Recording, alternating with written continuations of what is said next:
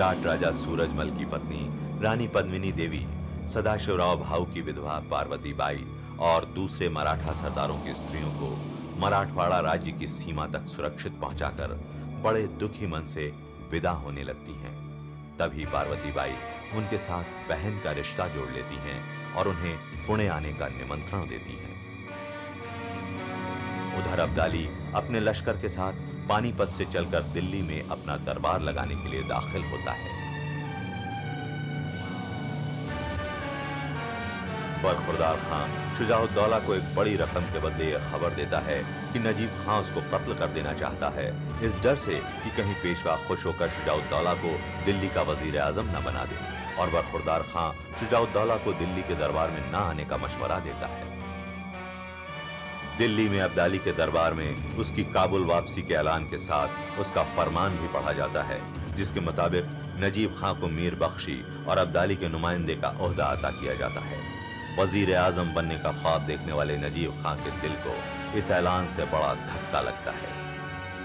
जब नजीब खान अब्दाली से इस नाइंसाफी की शिकायत करता है तो अब्दाली उसे अपने वतन के साथ हमेशा वफादार रहने की नसीहत करता है। अवध पहुंचकर शुजाउद्दौला अपनी वालिदा सदरुन्निसा को बताता है कि नजीब खान उसको कत्ल कर देना चाहता था, जबकि उसने अपनी वालिदा की बात न मानकर नजीब ही के कहने पर अब्दाली की मदद भी की थी। और जब वो अपने किए पर पछतावा जाहिर करता है तो सदरुन्निसा उसे मुआफ कर देती है। महाजी की परेशान हाल पत्नी जमनाबाई एक बार फिर जब मंसूर शाह बाबा के पास महाजी का हाल मालूम करने जाती हैं, तब वो उसे सफेद लिबास पहने देखकर सख्त नाराज होते हैं। वो उसे महाजी के जिंदा और सलामत होने का यकीन दिलाकर उसकी आस बनाए रखते हैं और उसे सुहागन का लिबास पहनने का हुक्म देते हैं।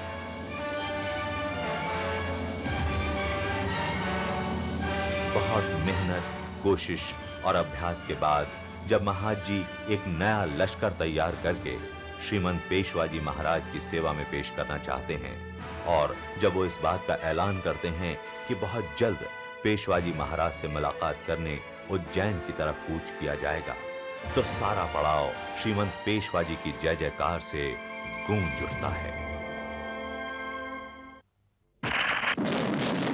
रघुबाई, अब्दाली के बेटे तैमूर को हिंदुस्तान से भगाया, अफगानिस्तान में अटक पर अपना झंडा फहराया।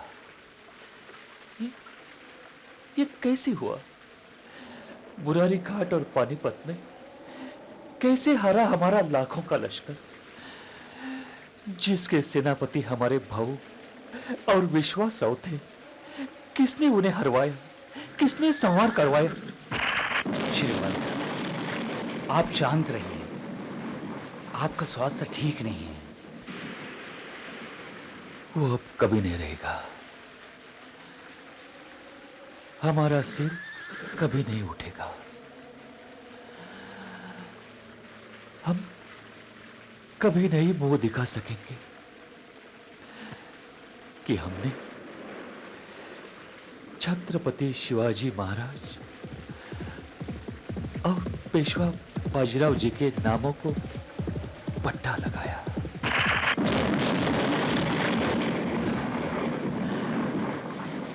अपना जरी पटका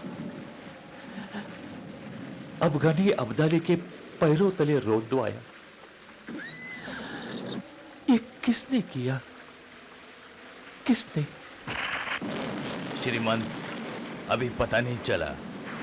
पानीपत के पूरे हालात मालूम नहीं हुए। नहीं मालूम है तुम्हें?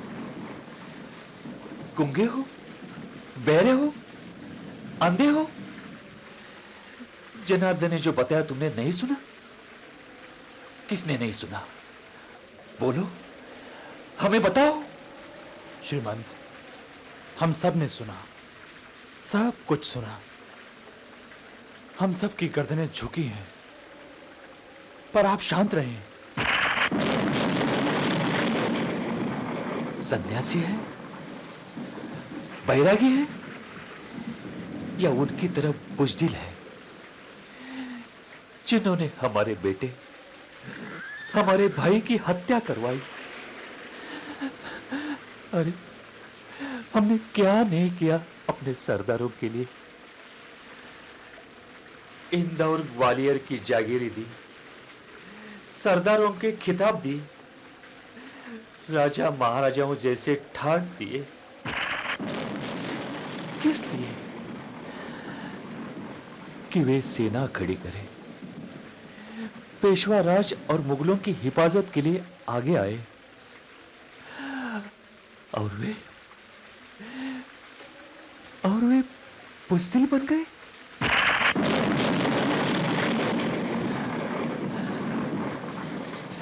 उनकी मदद के लिए विश्वासराव और सदाशिवराव भाऊ को भेजा। उनके सर कटवा दिए।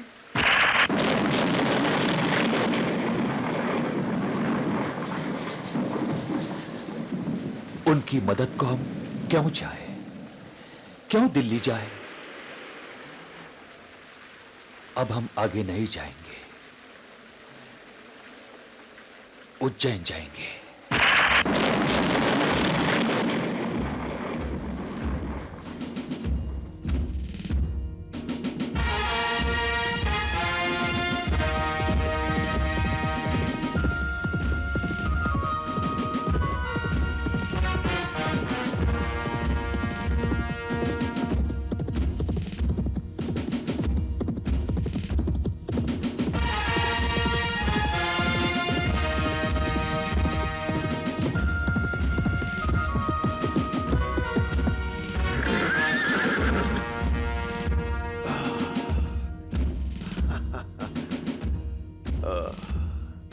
मेरी टांग में अब दर्द नहीं है, बस जरा घोड़े से चढ़ते और उतरते वक्त होता है।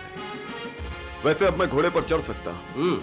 आप सवारी कर रहे थे तो पता ही नहीं चल रहा था कि आपके पाँव में दर्द है।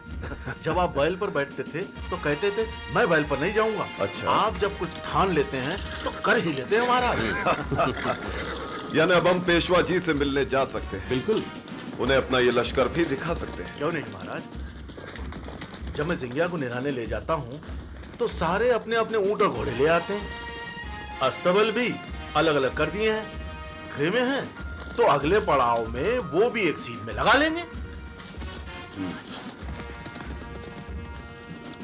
तो क्या ये अच्छा नहीं है? अच्छा तो है महाराज, पर देर लगती है। अब आप देखिए ना, आपकी टांग को भी ठीक होने में कितनी देर लगी। इसीलिए किसी भी काम में जल्दबाजी नहीं करनी चाहिए। पांडोबा, देखा आपने हमें डांटने और समझाने का कैसा ठंडा तरीका निकाला है राणे खान ने। हमें भी समझा रहे थे एक दिन अच्छा कि मशक से पानी ऐसे छिड़कते हैं ताकि मिट्टी जम जाए, उड़े नहीं। पांडवा जी, मैंने ये सब जिंगिया से सीखा है कि जल्दबाजी मत करो। खाकर पचाने के लिए धीरे धीरे उसकी जुगाली करते रहो, तभी तो उसका सत निकलता है। तो अब पता चला कि शिवजी महाराज को नंदी बैल की सवारी इतनी क्यों पसंद है। महाराज की जय हो। महाराज, पेशवा जी की खबर लेने जो सवार भेजा था वो आ गया है।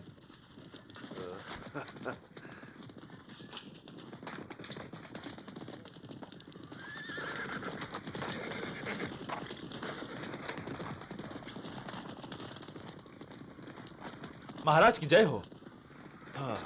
क्या खबर लाए? पेशवा जी महाराज का लश्कर वापस चला गया। क्या?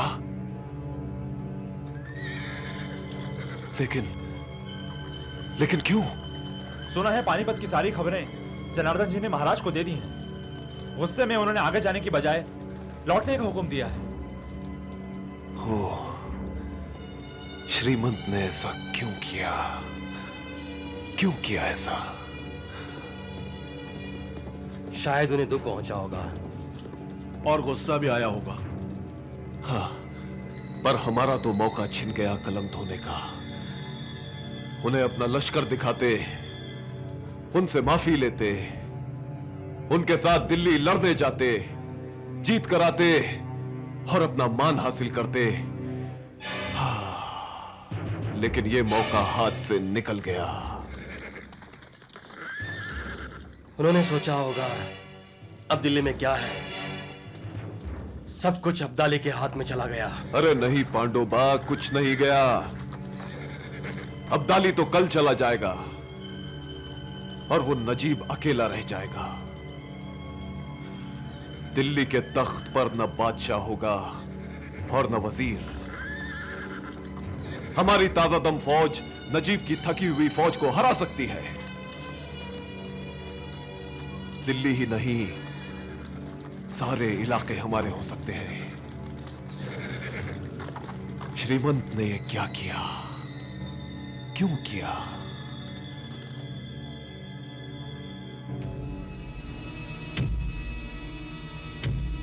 ज्ञानी, दानी, प्रजापालक, गोपालक, राज राजेश्वर राव, श्रीमंत पेशवा बालाजी बाजीराव दरबार में पधार रहे हैं।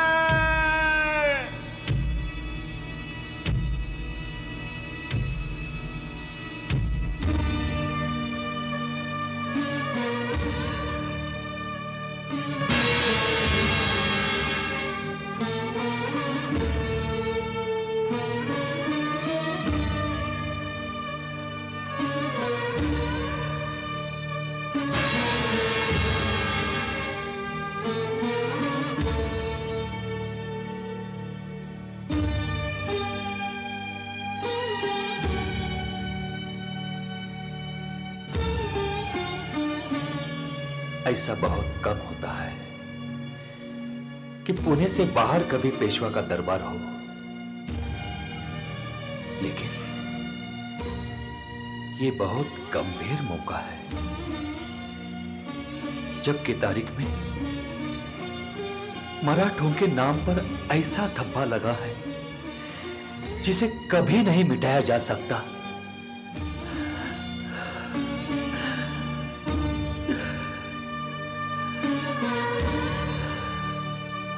आज हम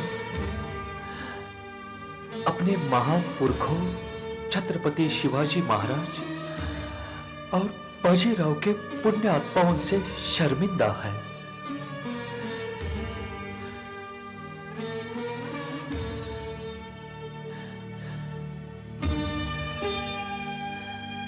हम जानते हैं कि पानीपत की ये हार कायरता से नहीं हुई है, गद्दारी से हुई है। गद्दारी से, गद्दारी से, गद्दारी से। जो सरदार लड़ाई में नहीं लड़ते हैं, कायरों की तरफ पीछे हटते हैं, वो गद्दार होते हैं और उनकी सजा मौत होती है। जो हुक्म की खिलाफ वर्जी करते हैं, उन्हें उल्टा लटकाकर लश्कर को सबक दिया जाता है। लेकिन यह हमारा दस्तूर नहीं है। हमारे पुरखे ऐसों का सब कुछ जब्त कर लेते थे जो उन्हें देते थे। सरंजाम, खिताब, मनसब, जागीरें और चौथ वसूल करने का हक। दिल्ली में हमारे सफीर नारो शंकर एक गोली चलने से पहले फरार हो गए। हम उन्हें बर्खास्त करते हैं। मल्लाना होलकर जो मैदानी जंग छोड़कर भाग आए, उनकी सूबेदारी, सरंजाम, खिताबात सब जब्त। और माजी सिंधिया कहां है? 3 महीने से कहां छिपा बैठा है? उसके 4 भाई, जिन्होंने पेशवा राज और अपने पिता राणोजी सिंधिया का सर ऊंचा किया, और वो 5वां महाजी हमसे चाल चल रहा है कि हम पुणे लौट जाए और वो चुपचाप आकर सिंधिया संपत्ति और सूबेदारी का मालिक बन बैठे। नहीं, नहीं मानते हम उसे वारिस। नहीं मिलेगी उसे सिंधिया की सूबेदारी पदवी, संपत्ति। गद्दार है वो, और जब तक वो हाजिर नहीं होता, सफाई नहीं देता, हम मानते रहेंगे वो गद्दार है, गद्दार है, गद्दार है।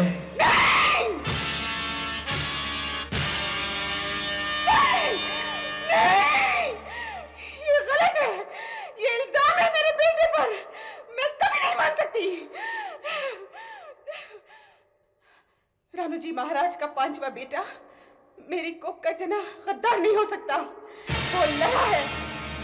बाला जनार्दन ने खुद उसे देखा है जानकी जी के साथ। वो घायल हो सकता है, बंदी हो सकता है, कुछ भी हो सकता है, पर गद्दार नहीं। अंदर जाओ चिमनाबाई। अंदर नहीं जाऊंगी। आपने मेरे बेटे पर इल्जाम लगाया है, कहा कि छुपा बेटा है वो। क्या वो जयद्रथ है जिसने किसी अभिमन्यु की हत्या की है? क्या कारण है जो आप इसे वारिस नहीं मानेंगे?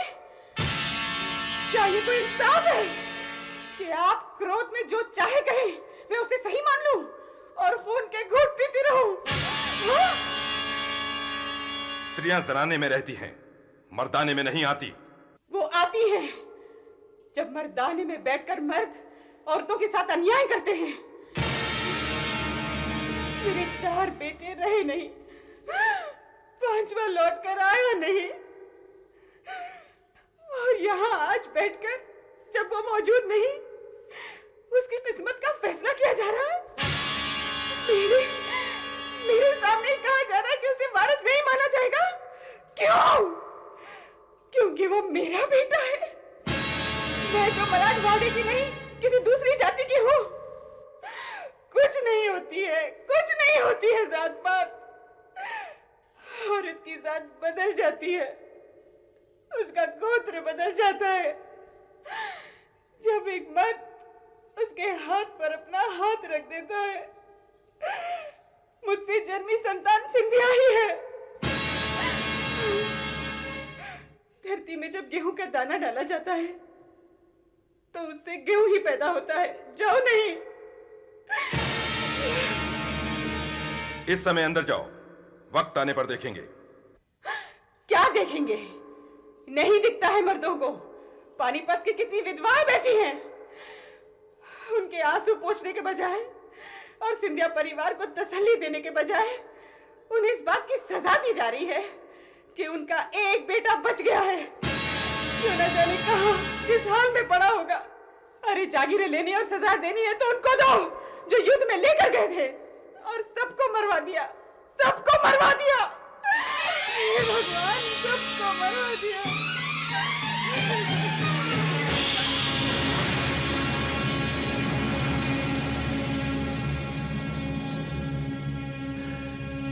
ये नाइंसाफी है। मैं अपने अधिकार के लिए लड़ूंगी, अपने बेटे के लिए लड़ूंगी। इंसाफ के लिए मैं हमेशा आवाज उठाऊंगी, हमेशा आवाज उठाऊंगी, हमेशा आवाज उठाऊंगी। ये क्या कह रही हो? ये क्या कह दिया तुमने? तुमने पेशवा से बदतमीजी की है, और वहां उनकी शान में, भरे दरबार में तुम कहीं की नहीं रहोगी। पेशवा जी तुम्हें देश निकाला दे देंगे। तुम सब मर्दों से डरती रही हो, इसलिए तुम्हें देश निकाला मिलता रहा है, इसीलिए तुम्हारे लवकुश भटकते रहे हैं। लेकिन मैं भटकने नहीं दूंगी। मेरे बेटे को एक चोट किस्मत ने दी है कि उसका पता नहीं है, और ये है कि महात को सजा दे रहे हैं, उसे सजा दे रहे हैं।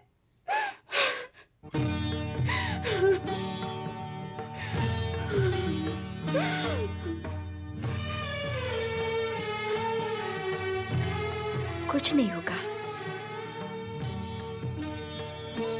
आपके बेटे महाजी आ जाएंगे, सब ठीक हो जाएगा।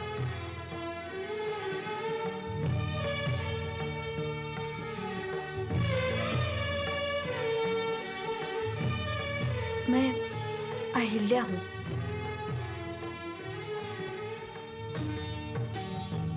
होलकर महाराज की अभागन पुत्रवधू। होलकर जी भी नहीं आए हैं, वो आएंगे, महाजी भी आएंगे। पेशवा जी क्रोध में हैं, शोक से टूटे हैं। शांत होंगे, सब पहले जैसा हो जाएगा।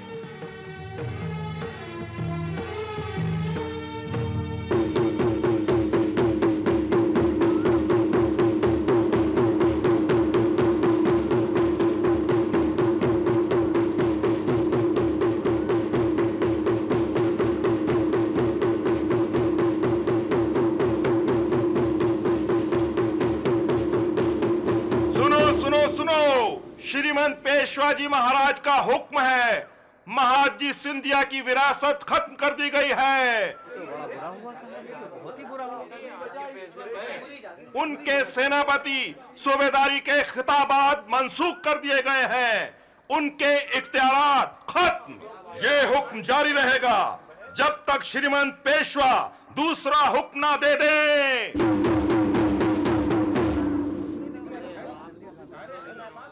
सुनो सुनो सुनो, श्रीमंत पेशवा जी महाराज।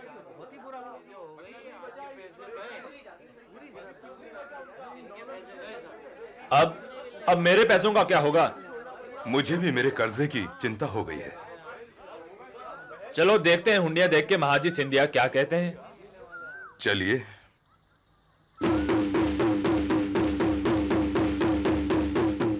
श्रीमंत पेशवा जी महाराज का खास हुक्म सुनो। महाजी सिंधिया की विरासत खत्म कर दी गई है। उनके सेनापति सूबेदारी के खिताबात मंसूख कर दिए गए हैं। उनके इख्तियारात खत्म। ये हुक्म जारी रहेगा जब तक श्रीमंत पेशवा जी महाराज दूसरा हुक्म ना दे दे। सुनो सुनो सुनो। देखिए हमारे साथ क्या हो रहा है। ढिंढोरा पीटा जा रहा है। आपने इतना कहा फिर भी हमारी जागीर जब्त कर ली। उनको वारिस नहीं माना जा रहा।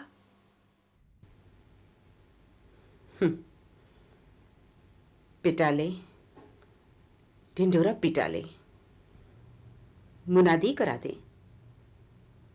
अपनी हार छुपाने के लिए और अपनी गलती पर पर्दा डालने के लिए हम पर इल्जाम धर दे। लेकिन सूरज निकलेगा, माया का पर्दा हटेगा और मेरा बेटा, तेरा पति आएगा। उसके साथ वो ढोल ताशे होंगे कि इस ढिंढोरे का मुंह पिट जाएगा। वो मेरे महात को भगोड़ा कह रहे हैं, बिल्कुल वैसे ही जैसे कृष्ण जी महाराज को रण छोड़ कहा गया था। उन्होंने रण नहीं छोड़ा, रणनीति अपनाई। मेरा बेटा जिस द्वारका में भी है आएगा जरूर। अपने और परायों में जितने कंस हैं उन्हें मारेगा और काली दह में जितने सांप हैं उनका नाश करके ऐसे उभरेगा जैसे कृष्ण जी महाराज शेषनाग के सर पर आए थे। ये उज्जैन वाले भी देखेंगे और पुणे वाले भी।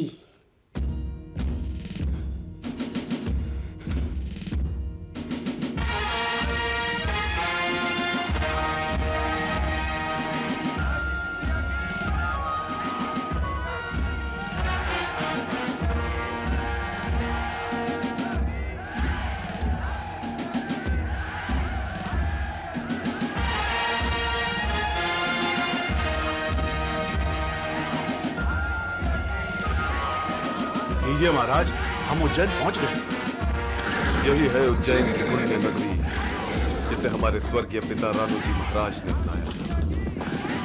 यही हमारी पुश्तैनी हवेली। इस नगरी को हमारा प्रणाम। हमने चाहा था कि श्रीमंत पेशवा जी महाराज को अपना लश्कर दिखाते और उनके साथ दिल्ली विजय करने जाते, लेकिन हमारे भाग्य में तो हमारी भूमि के दर्शन। राणे खान देखो, यही है सिंधिया नगरी।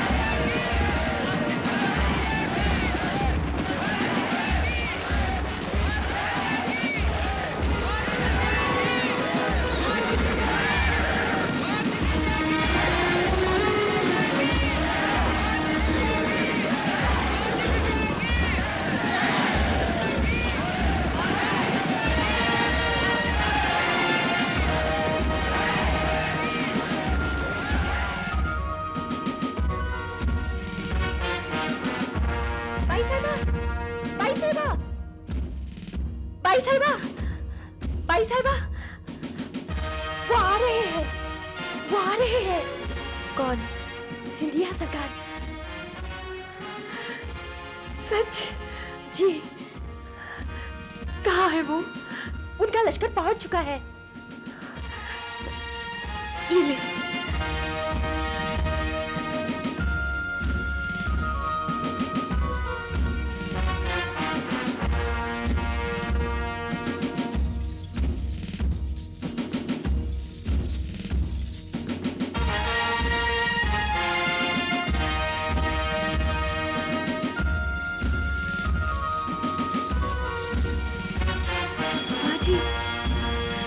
माजी, सुना आपने? वो आ रहे हैं, वो आ रहे हैं। महाद, मेरा महाद।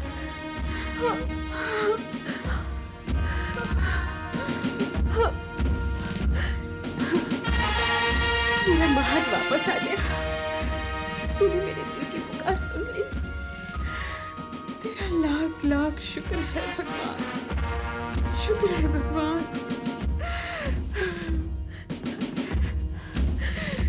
चल बेटी चल।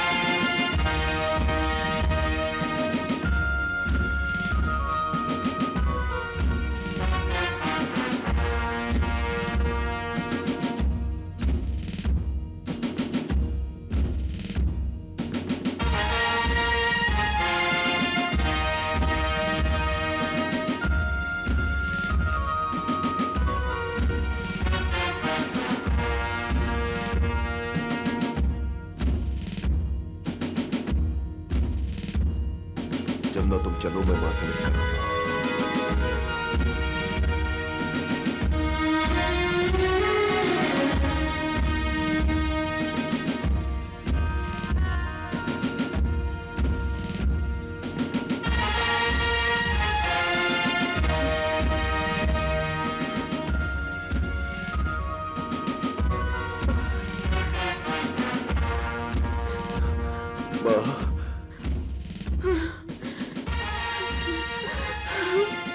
प्रणाम मां।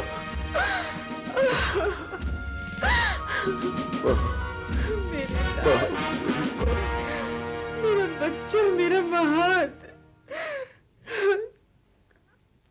तुम्हें क्या हुआ था? कहाँ रहे 4 महीने? खबर क्यों नहीं दी? मैं आ गया माँ, यही बहुत है। और तुम्हारे भाई कहाँ हैं? लड़ाई में तुम्हारे सब बेटों ने सिंधिया खानदान का नाम ऊंचा ही किया है माँ। वो सब लौट तो ना सके, पर मैं अकेला नहीं आया हूं। तुम्हारे लिए एक बेटा और अपने लिए एक भाई लाया हूं। भाई? हाँ माँ, आओ, मैं तुम्हें उससे मिलाता हूं। आओ।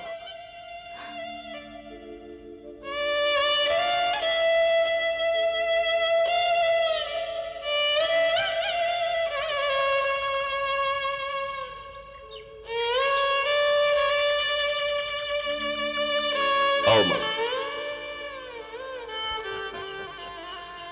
ये है आपका बेटा और मेरा भाई। अपनी मां के चरण छू। राने खान नाम है इसका।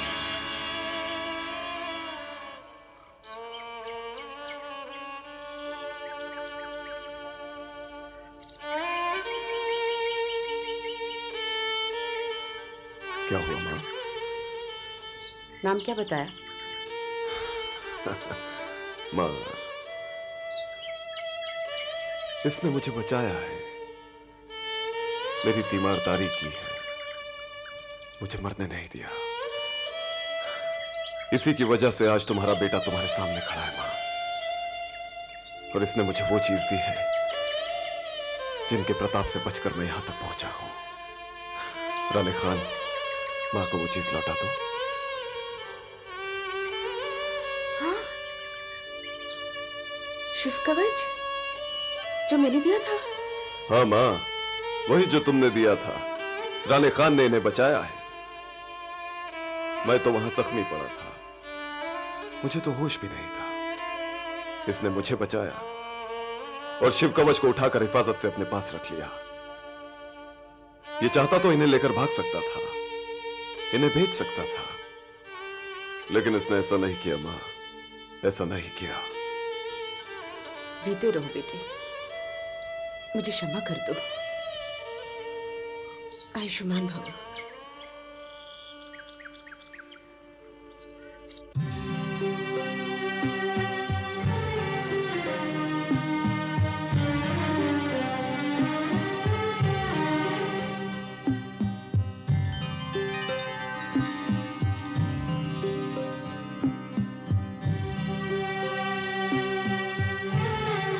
जमुना, जमुना,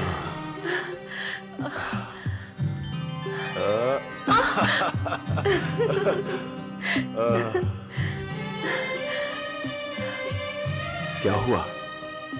मुझे अभी भी विश्वास नहीं होता कि आप आ गए हैं। मैं आ गया हूं जमुना, मैं आ गया हूं। इतने महीनों से जो मैं आपके आने के सपने देख रही थी, वो आज पूरे हुए। मैं तो जीते जागते आप ही के सपने देखती थी, सूर्य नमस्कार करती थी तो आप ही दिखाई देते थे, चांद सितारों पर नजर डालती तो आप ही को देखती, फूल पत्तियों में,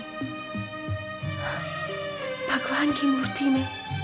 मैं समझता हूं जमुना, लेकिन मैं क्या करता?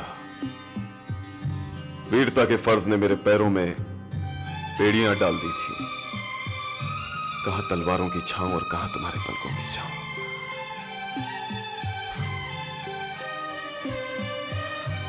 यह तो एक चमत्कार था जो मैं पानीपत से बच निकला। माता जी की और तुम्हारी प्रार्थना ने मुझे नई जिंदगी दी है। अब आप कभी मुझे अकेला छोड़कर नहीं जाएंगे। जमुना, मैं सिर्फ एक पति ही नहीं, एक सेनापति भी हूं। रालोजी सिंधिया का पुत्र हूं। दत्ताजी सिंधिया का भाई हूं। मेरा सर हर वक्त मेरी हथेली पर रहता है। मेरा जीवन मेरा नहीं है, यह तो मराठा रियासत की और श्रीमंत पेशवा की अमानत है। तुम्हारा हक मुझ पर जरूर है और इसमें मैं कभी कोई कमी आने नहीं दूंगा, चाहे तुम्हारे पास रहूं या तुमसे दूर। मैं वादा करता हूं कि तुमसे मेरा प्यार हमेशा बढ़ता रहेगा, हमेशा बढ़ता रहेगा, हमेशा बढ़ता रहेगा।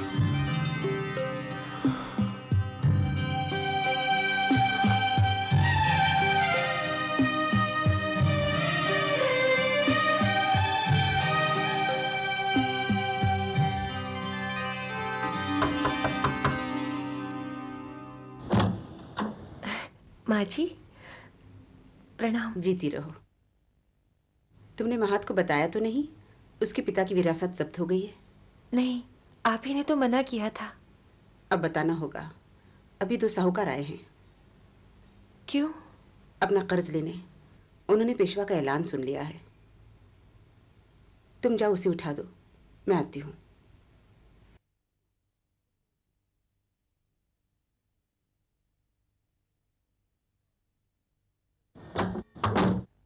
ये कभी नहीं हो सकता।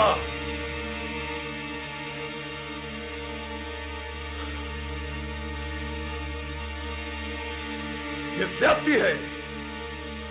बड़े दरबार में ऐलान कर दिया कि हमारी विरासत छीन लेंगे। मैंने भी उन्हें अच्छा जवाब दिया बेटे। कहा कि मेरा बेटा गद्दार नहीं है, सिंधिया है, अपने पिता रानूजी महाराज का वारिस है। आखिर आप मेरी मां हैं। आपने हक के लिए आवाज उठाई जिसे कोई नहीं दबा सकता, कोई नहीं।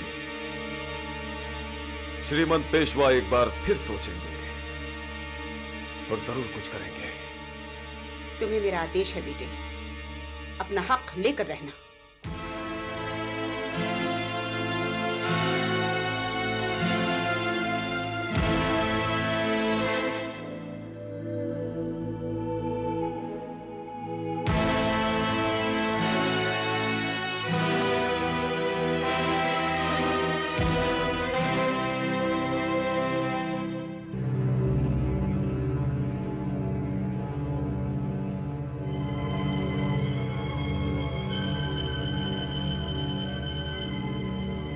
नमस्कार।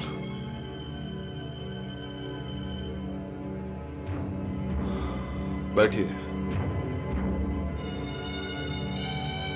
कहिए कैसे आना हुआ? सुना है हम पर आपका कर्ज है। आप पर नहीं, आपने कोई कर्ज नहीं लिया, पर दत्ताजी महाराज उन्होंने हुंडी पर कर्ज लिया था। हुंडी तो कब की हो गई, ब्याज मिलाकर 7 लाख और 2,000। दिखाइए। ये लीजिए महाराज।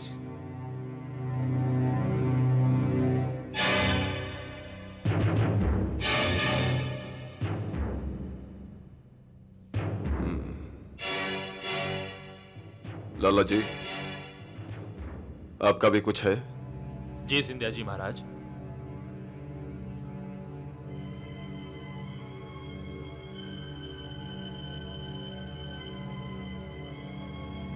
$2,68,000 मैनाबाई सरकार ने लिए।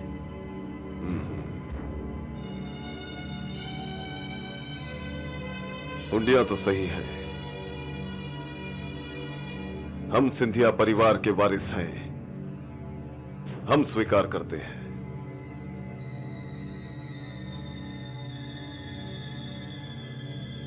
आप लोगों ने पेशवा जी महाराज का हुक्म सुन लिया होगा, लेकिन वो बदल जाएगा। अब हम आ गए हैं। लेकिन कब?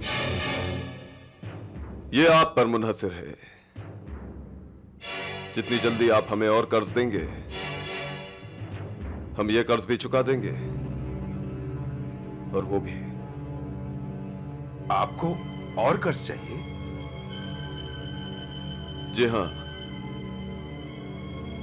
आप साहूकार हैं।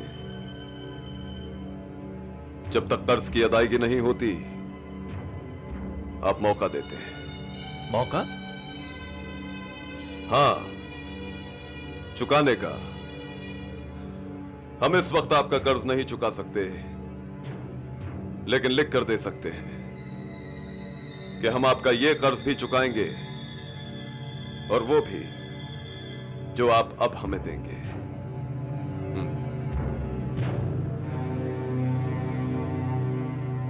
आप पहले भी देते आए हैं। तब की बात और थी।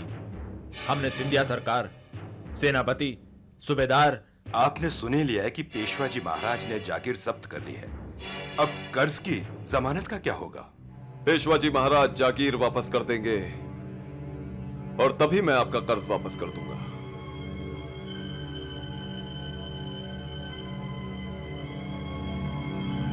साहूकार कर्ज डूबने नहीं देते, और कर्ज देते हैं ताकि अगला पिछला सब वापस मिल जाए। पेशवा जी ने होलकर जी महाराज की जागीर जब्त कर ली, इसीलिए हमारी भी जब्त कर ली। लेकिन मैं पानीपत में लड़ा हूं, सब गवाह हैं। मेरी सूबेदारी, मेरी जागीर सब वापस मिल जाएगी। और कितना चाहिए? 2 लाख। अपने लिए नहीं, लश्कर के लिए। मैं पुणे जाकर दिखाऊंगा कि मेरे पास 1000 सिपाही हैं और 300 घोड़ों का लश्कर है। कब तक वापस करेंगे? बस जितना वक्त पुणे जाने और वापस आने में लगेगा, और कोशिश करूंगा कि जमानत के लिए भी आपको कुछ दे सकूं। तो फिर ठीक है, 1 हफ्ते में। अच्छा,